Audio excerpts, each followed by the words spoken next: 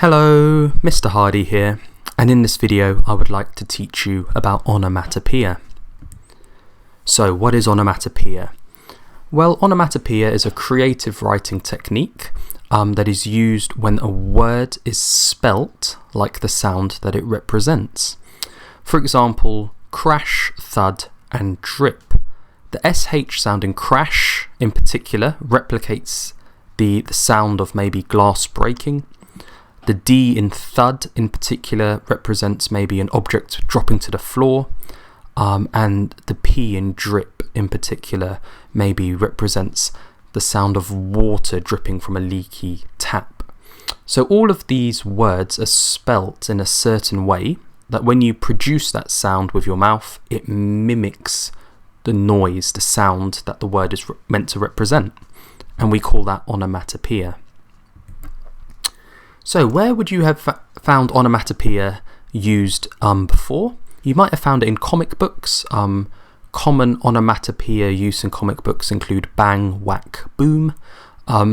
These onomatopoeia normally come with an exclamation mark afterwards to really make it impactful. They're usually put in sort of colourful writing as well. Bang might represent the noise a bullet makes leaving a gun. Whack might represent, two weapons colliding. Boom might represent the noise of a bomb or an explosion. We also use onomatopoeia to represent animal noises, so a dog's woof, a cat's meow, a bear or a lion's roar. Obviously we have no alphabet for the noises the animal makes, so we take the sound that the animal makes and we try to represent it in the letters of the word, and that's onomatopoeia. Another common use of onomatopoeia is when used to describe water, so maybe rivers or lakes. You can go for splash, drip. Maybe rainy weather, you go for drizzle. And also when there's conflict. By conflict, I sort of mean any kind of collision or impact. For example, crunch might represent, two people playing football, crunching together into a tackle. Maybe bones are broken, people are getting hurt. Clatter might represent, the conflict, the collision of maybe cutlery and crockery. Maybe someone's dropped a plate, and the clatter is the noise represented by the fork, the knife, the bowl, the plate hitting the floor.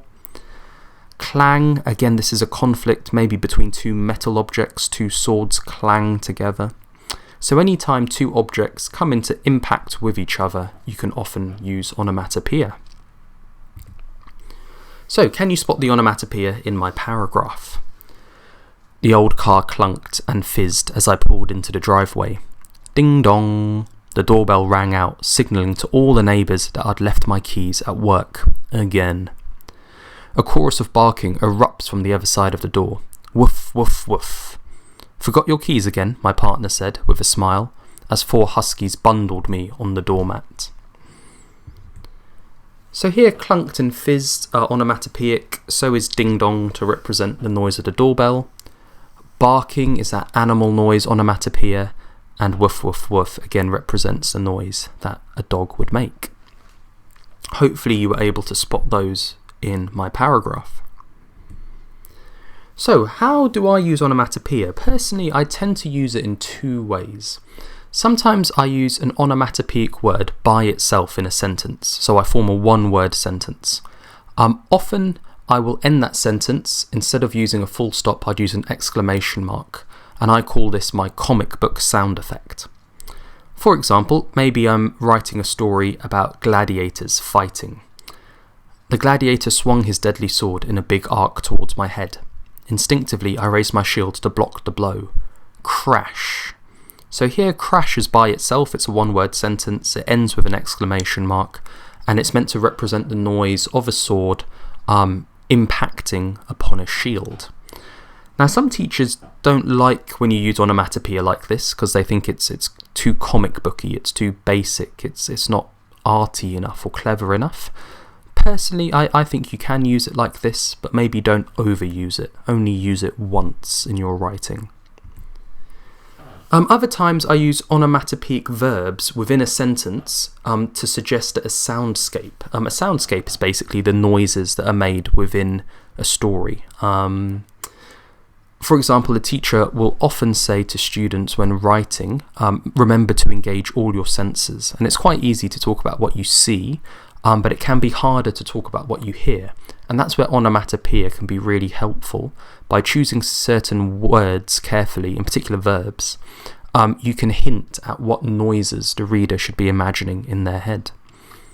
For example, this story is set in a school.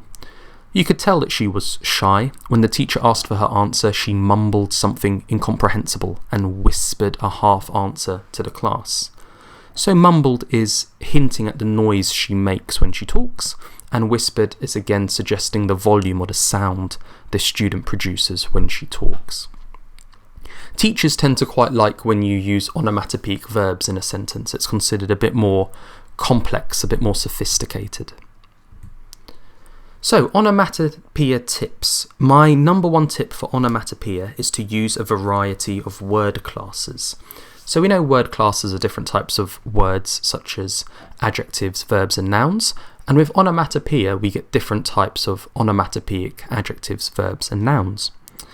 I would advise you to use onomatopoeic verbs, for example, roared, dripped, gasped. You can also use onomatopoeic nouns, for example, crash, splash and jingle. These ones are great for that comic book effect with the exclamation mark as a one-word sentence. You could also use onomatopoeic adjectives, for instance, squealing, rumbling and drizzling. The onomatopoeic verbs and adjectives are more suited for that second approach where you embed them in the middle of your sentence. Whichever approach you use, maybe the one-word comic book style onomatopoeia, or you want to embed your onomatopoeic words more sophisticatedly in your sentences, whichever approach you go for, as long as you vary the word class of your onomatopoeia, you'll be doing very well. So, time for you to practice onomatopoeia. So task 1, I want you to write a sentence using an animal noise onomatopoeia. So think of an animal, put it in a sentence and represent the noise it makes using English.